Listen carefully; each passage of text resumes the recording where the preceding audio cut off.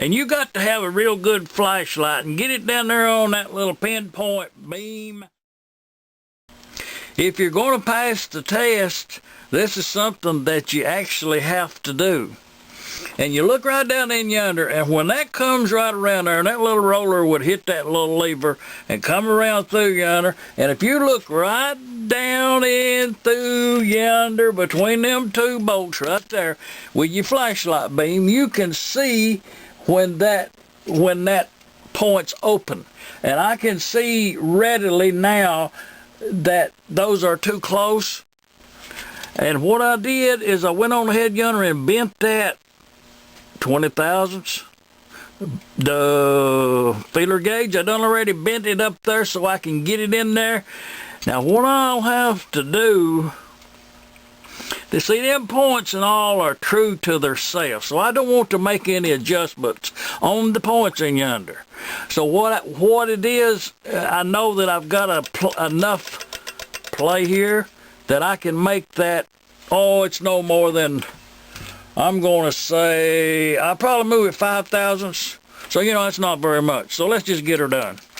And you would, now you need to know what you're doing in yonder by looking at this and this. When you turn that, just observe. See, I'm actually turning both of them when I loosen that lock nut. So come on around. Now, see, I need to get a couple of extra threads there on that lock nut. Now, when I look down in yonder, the points are open on the high part on that lever, and I'm looking down in yonder at the widest part, and I can actually put this feeler gauge in yonder. I bent it at the angle where that it will actually go in there. So I can still see that it needs to be a little more. So I'm going to, and you can do it like this right here, just to verify yourself what it actually does by looking down in yonder. One of them gets wider and one of them gets closer, and about right there. Now I'm going to check it again, and you have to get in there. You have to actually do this. Okay, that's a pretty decent fit. So I'm going to hold this bolt, and then I'm going to tighten up that lock nut. So if you need to, get 2 wrenches. Go to the trouble to get it done. Tighten that up, lock that down. That looks like 20 thousandths. Let's work your feeler gauge. That's a little bit too much. I'm gonna close it up. Then that's the kind of thing that you have to do. I'm just going to loosen that up, and I'm just going to turn that. I like that better, and then I'm just going to lock that up. And then I'm going to check it again. Just get her done. Open it up to the widest point. Put that feeler gauge right back up in there. Okay, see, that's pretty good. Okay. It's still a little bit on the big side. I'll just keep that in mind, but I'm going to let her go for the time being. Remember, when you are putting all of this together the first time, remember to put enough tension on your governor spring to for sure make it seat to the bottom and not immediately. You can actually set this so tender, so loose, that just the slightest turn of the flywheel will make it fly out, and the engine wouldn't fire. It's a hit and miss. I'm just bringing that to your attention because it does matter. In just a short length of time, soldered up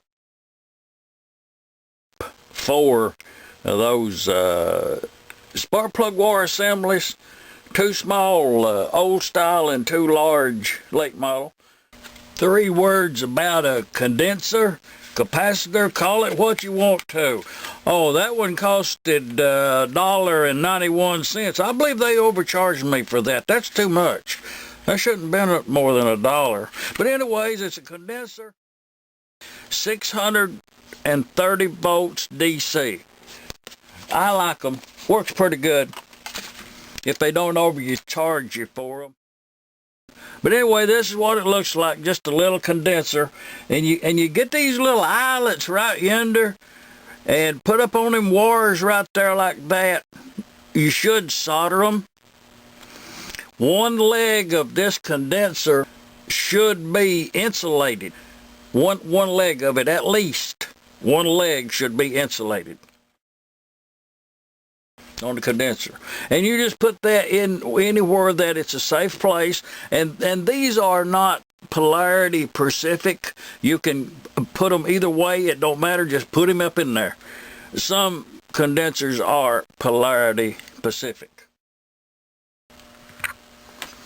It cannot be overlooked, as of occasionally this right here is what you'll find. That's that little stake, that's that little pin down in there that your governor spring hooks on to it. That's that little pin down in there. That's what it looks like if you get one of them up out of there. This one was rusted completely away to replace. So we're going to put that one aside. I happen to have a replacement one out of another flywheel. It's real nice condition.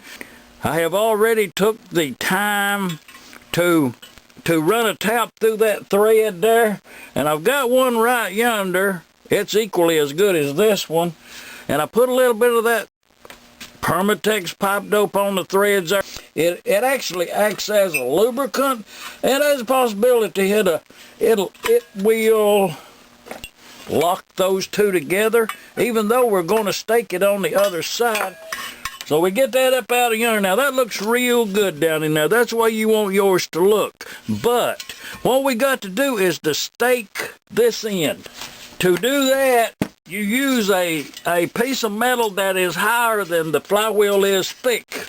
And you position that flywheel to the side to where that the flywheel is resting on the boat. That little boat we put in there, it's the other end of it is on that steel block. And we've got that right there. We've got no pressure on the flywheel whatsoever. To stake that little pin in there, then you take whatever kind of chisel you got. This one happens to be one of them. It's filed on an angle. And I'm going to put that right there. Well, you need to be cautious. If you think I'm kind of doing a little figuring here, I am. Because this is one of the things that you do not want to mess up. Put that on there like that, line everything up, get everything where it's good condition, and hit that a couple times. Okay, that should be all that's required.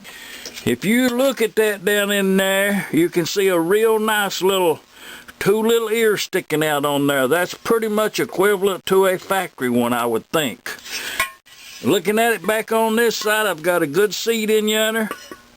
That's a nice one right there. That's a nice one. I just did not want to leave not one chapter, not considering a page at least. We wanted to cover you. It is necessary that you cover every possibility on the get-go. Eliminate them as you go.